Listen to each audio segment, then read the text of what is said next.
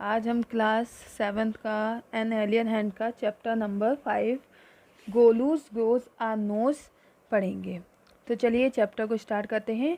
There was a time when the elephant had no trunk. Golu, a baby elephant with a bulgy nose, is full of questions. He goes toward the Limpo River to find out more about the crocodile eating habit. देखिए ये chapter है गोलू के बारे में। तो start करते हैं। ये हमने शॉर्ट समरी पढ़ी थी इसकी। अब चैप्टर को स्टार्ट करते हैं। Long long ago the elephant had two trunk no trunk. He had only a bulgy nose, as big as boat. बहुत बहुत समय पहले जो एलिफेंट्स हुआ करते थे उनकी कोई ट्रंक नहीं हुआ करती थी, उनकी सिर्फ बल्गी नोज़ हुआ करती थी, जैसे कि बड़े बड़े जूते हों. He could wiggle it from side to side, but couldn't pick up things with it. अब वो क्या करते थे, वो इधर से उधर विक करते थे और एक साइड से दूसरी साइड पर, लेकिन वो कोई भी चीज़ को उठा नहीं पाते थे इस नोज से. There was a baby elephant called Golu. वहाँ एक बेबी एलिफेंट भी था जिसका नाम गोलू था. He too had no trunk but only a bulgy nose. अब उसकी भी कोई ट्रंक नहीं थी, लेकिन उसकी भी क्या थी, बल्गी नोज थी. I small as a small boat. एक छोटी सी, जैसे कि एक छोटा जूता होता है. Golu was full of questions. Golu के पास बहुत सारे क्वेश्चंस थे. He asked his tall aunt the ostrich. वह हमेशा उसकी जो आंट हुआ करती थी, टॉल आंट जो कि ऑस्ट्रिच थी, उनसे पूछा करता था, why don't you ever fly like other birds. आप दूसरी बर्ड्स की तरह क्यों नहीं फ्लाई करते हैं. देखिए ये ऑस्ट्रिच है, यहाँ जो पक्षी की तरह है वो ऑस्ट्रिच है. तो ये देखिए, ये पक्षी होने के बाद भी उड़ नहीं पाते हैं. तो इनको भी इससे पूछता था कि आप उड़ क्यों नहीं पाती हैं, कि आपके तो पंख हैं, फिर भी उसके बाद भी आप बर्ड होने के बाद भी उड़ नहीं पाती हो, तो आप दूसरे बर्ड्स की तरह क्यों नहीं उड़ पाती हो. Then he asked his tall uncle the giraffe. उसके बाद वह अपने अंकल जो थे उनसे पूछा करता था, what makes your skin so spotty. आपकी जो स्किन है वो स्पॉटी क्यों है. He asked his uncle the hippopotamus.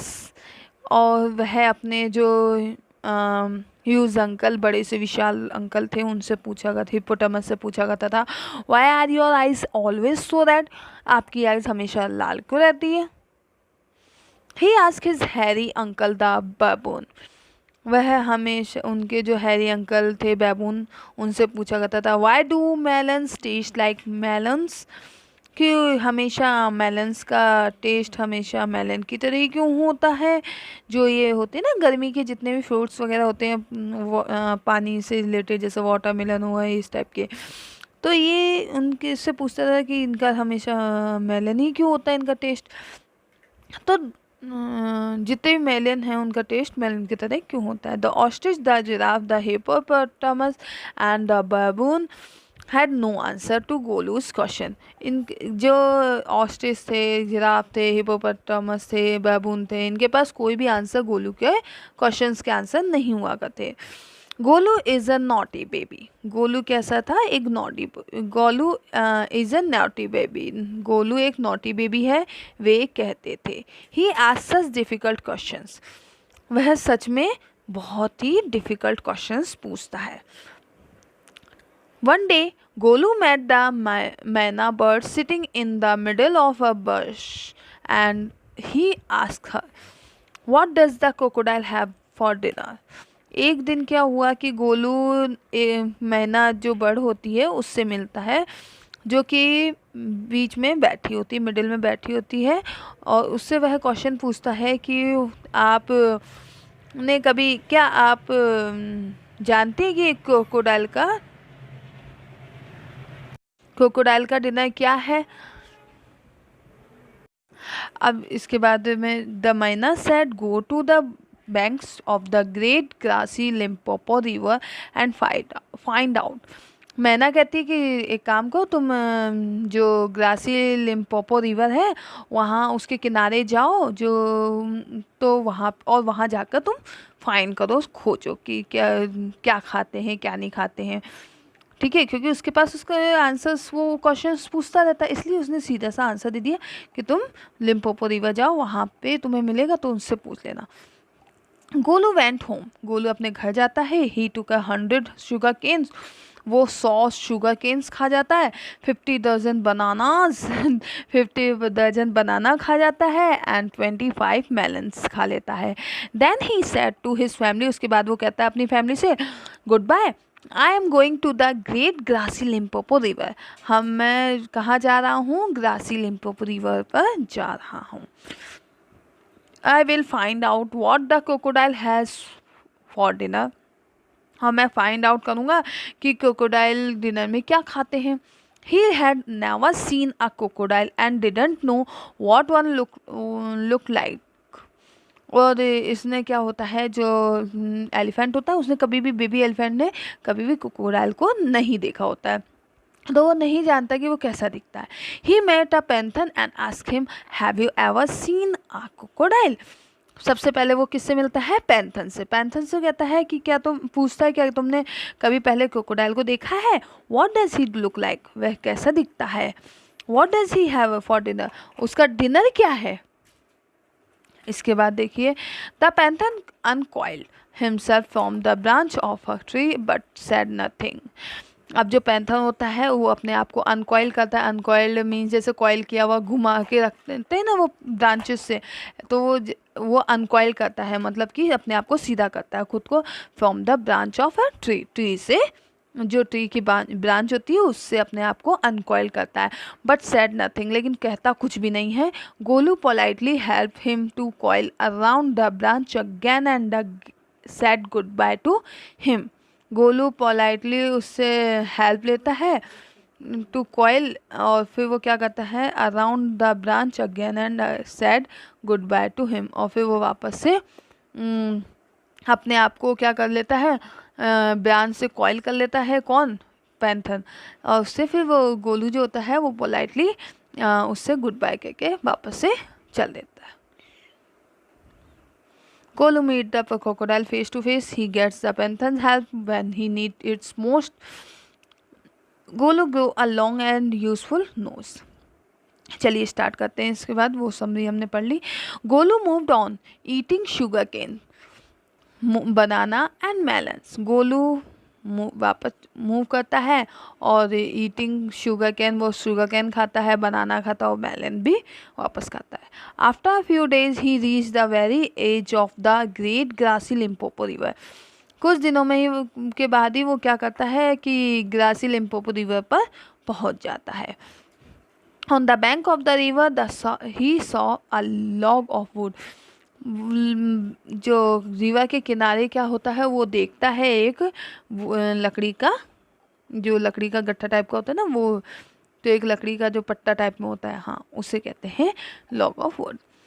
It was really the crocodile who winked at him, excuse me said Golu, क्या ये सच में क्रोकोडाइल है, उसने विंक किया उसके और उससे पूछा, एक्सक्यूज मी, गोलू ने उससे पूछा जो उसको दिख रहा था, have you ever seen a crocodile, क्या आपने क्रोकोडाइल को पहले देखा है। और सच में वो जिससे पूछता है वो रियल में क्रोकोडाइल ही होता है उसे जो दिखता है, तो वो क्रोकोडाइल के पास जाकर ही क्रोकोडाइल से पूछता है कि क्या तुमने पहले कभी क्रोकोडाइल को देखा है। तो यहाँ पे जो क्रोकोडाइल है रियल में क्रोकोडाइल होता है और वो विंक कर रहा होता है उसे, तो उसके पास ही गोलू जाके पूछता है कि क्या तुमने पहले क्रोकोडाइल को देखा है। The crocodile winked again and lift half his tail out of the mud, crocodile वापस से विंक करता है और दोबारा से वो अपने जो टेल होती है उसको मिट्टी में लिफ्ट करता है, मतलब मारता है, वो जो पीछे से टेल को इधर उधर मिट्टी में मारता रहता है ना बार बार में, कभी एक साइड कभी दूसरी साइड, तो ऐसे ही वो अपनी टेल को मड में मारता है। कम हेयर लिटिल वन, यहाँ आओ छोटे बच्चे, सेड द क्रोकोडाइल, क्रोकोडाइल कहता है, why do you ask the such question, तुम ये क्वेश्चन मुझसे क्यों पूछ रहे हो। तुम ये क्वेश्चन क्यों पूछ रहे हो? आई वॉन्ट टू नो, मैं जानना चाहता हूँ। किसने कहा? एलिफेंट ने। Come close little one, for I am the crocodile, and he shed crocodiles tears to show it was quite true. अब वो उसके मेरे पास आओ, for I am the crocodile, मैं ही क्रोकोडाइल हूँ, लिटिल वन से कहता है। और वह वापस से अपनी जो क्रोकोडाइल के जो टीयर्स होते हैं, मतलब आइज़ के जो होते हैं ना, उनको शो करते हुए, मतलब पलकें झपकाते हुए बोलता है, और वो सच बोल रहा है। ऐसा लगता है जैसे वो उसकी पलकें ही बता रही होती है कि वो सच बोल रहा है। Golu was afraid but he sat down on the bank and said, you are the very person I was looking for, please tell me what you have for dinner. Golu थोड़ा सा अब डर जाता है, लेकिन वह वहीं बैठ जाता है किनारे पे, और उससे कहता है कि तुम वही पर्सन हो और बिल्कुल ऐसे ही दिखते हो, तो मुझे बताओ कि तुम्हारा डिनर क्या है। Come here little one and I will whisper the answer to you, said the crocodile. अब कम यहाँ आओ, मैं तुम्हें आंसर दूंगा। इस तरीके से क्रोकोडाइल मतलब फुसफुसाहट ना, विस्पर मीन्स होता है फुसफुसाना, तो फुसफुसाहट के साथ मैं आंसर तुम्हें दूंगा, said the crocodile. Golu put his head down. अब वो मतलब वो उसको कहता है कि मैं तुम्हें आंसर फुसफुसाहट के साथ दूंगा, तो गोलू अपना जो हेड होता है वो नीचे कर लेता है, उसकी तरफ, क्रोकोडाइल की तरफ बिल्कुल क्लोज आ जाता है। Snout and the crocodile cot him by the nose. और जैसे ही वो उसके पास आता है, वैसे ही क्या होता है, क्रोकोडाइल उसके जो ट्रंक होती है, जो नोज होती है, ट्रंक नहीं, अभी ट्रंक होती नहीं है उसकी, है ना, तो नोज़ होती है जो छोटी सी, जो बूट की तरह लगती है, तो उस नोज़ को क्रोकोडाइल पकड़ लेता है और उसको खींचने लगता है। I think said the crocodile today a baby elephant will be my dinner. अब वो कहता है कि मुझे लगता है कि आज जो मेरा डिनर बनेगा वो एक बेबी एलिफेंट बनेगा। कौन कहता है? क्रोकोडाइल। लेट मी गो, मुझे जाने दो। यू आर हंटिंग मी, तुम मुझे क्या कर रहे हो? हंट कर रहे हो। You are hunting me my mister crocodile, scream Golu. Golu डरते हुए बोलता है कि मतलब दर्द के मारे कहता है कि भाई मुझे तुम हर्ट कर रहे हो मिस्टर क्रोकोडाइल, मुझे जाने दो। The panther who had been quietly following Golu came to the bank and said, if you do not pull as hard as you can, the crocodile will drag you into the stream. अब जो पैंथन होता है, जो कि चुपचाप उसको गोलू को follow कर रहा होता है, उसी जो ब्रांच में पेड़ पे बैठा था ना पहले वो कॉइल करा हुआ, तो उसी टाइम से उसको गोलू को पैंथन को थोड़ा सा गड़बड़ लगती है, तो वो गोलू का पीछा करता है, तो उसे वहीं से चुपचाप वो फॉलो कर रहा होता है। और वह नदी के किनारे आकर उससे कहता है कि तुम इसको क्या करो, बहुत तेज़ खींचो, खुद को बहुत तेज़ी से खींचो, अगर तुम जितना हो सके उतना तेज़ खींचो। अगर तुम ऐसा नहीं करोगे तो क्या होगा कि ये जो क्रोकोडाइल है ना, ये तुम्हें क्या करेगा, पानी में खींचता ले जाएगा, पानी में खींच कर ले जाएगा। Golu sat down back on his little haunches and pull. अब जो गोलू होता है वो पीछे की तरफ अपने आप को खींचता है, और बहुत तेज खींचता रहता है, मतलब अपनी साइड में खींचा होता है। The crocodile slipped into the water making it all creamy with the great sweep to his tail and he also pulled and pulled. अब क्रोकोडाइल भी अपनी तरफ से खूब तेज़ी से खींचता है, तो दोनों ही क्या होता है, इधर से क्रोकोडाइल इधर से एलिफेंट, ऐसा लग रहा होता है कि वो एक ही दूसरे को खींचने में ही लगे हुए हैं, मतलब खींचातानी जिसे कहते हैं, तो इस तरीके से वो खींच रहे होते हैं। तो जो क्रोकोडाइल होता है वो अपनी टेल की हेल्प से, और जो क्रोकोडाइल होता है वो अपने मतलब क्रोकोडाइल नहीं, मतलब एलिफेंट होता है वो अपने बैक से उसको खुद को खींचा होता है। Then the panther coiled himself round Golu's stomach and said, "Let's pull harder." हाँ, पैंथन जो होता है वो खुद को गोलू के स्टमक से लपेट कर कहता है, लेट्स पुल हार्डर, चलो और तेज खींचो। Golu dug in all his 4 legs in the mud and pulled. अब जो गोलू होता है वो अपने चारों जो होते हैं पैर मड में डालकर अपने आप को खींचने लगता है। ठीक है ना। तो मतलब वो अपने आप को पीछे की तरफ खींचा होता है मड में पैर डालकर। और the nose kept on stitching, अब जो नोज होती है वो क्या होती है, उसकी खींचने लगती है। It is pull the nose longer and it's hurt Golu, अब जो उसकी नोज होती है वो लंबी लंबी हो जाती है और गोलू को थोड़ा दर्द भी होने लगता है। The nose was now 5 feet long, अब गोलू की जो नोज होती है वो 5 फीट लंबी हो जाती है। But it was free at last, और फिर लास्ट में वो फ्री हो जाती है, मतलब छूट जाती है उस क्रोकोडाइल के माउथ से। गोलू सैट डाउन, गोलू नीचे मतलब बैठ जाता है थोड़ी देर के लिए। With his nose wrapped up in a big banana leaf and used it in the great grassy Limpopo river to cool। अब जो गोलू होता है वो बैठ जाता है, उसकी अभी भी बनाना की जो लीफ होती है वो टंग रही होती है उसकी नोज से, और उसकी जो ग्रासी लिम्पोपो में रिवर में वो अपने जो नोज होती है उसको कूल कर रहा होता है। Golu sat there for 2 days waiting for his nose to cool and shrink, अब गोलू जो होता है 2 दिन तक अपनी नोज का वेट करता है उसके ठंडे होने का, मतलब बहुत ज़्यादा उसको हर्ट हुआ होता है ना तो उससे ठीक होने का। It give cool but it didn't shrink, अब उसकी जो नोज़ होती है वो ठंडी तो हो जाती है लेकिन वो वापस वैसी नहीं होती है। At the end of the second day के ख़त्म होने पर अ fly came and stung Golu on the shoulder, एक फ्लाई आती है और उसके जो गोलू के शोल्डर पर काट लेती है, गोलू डंक मार देती है मतलब। Golu lifted his long nose and with it hit the fly dead, Golu क्या करता है अपनी जो लॉन्ग नोज होती है उससे उसको मार देता है, उसको मारता है, हिट करता है, वैसे वो क्या फ्लाई जो होती है वो डेड हो जाती है, मर जाती है। Advantage number 1, hist the python, hist यहाँ पे जो है जो पैंथन वगैरह होते हैं ना उनकी वॉइस होती है हिस, तो एडवांटेज नंबर 1 कहते हुए वो हिस्ट करता है पैंथन।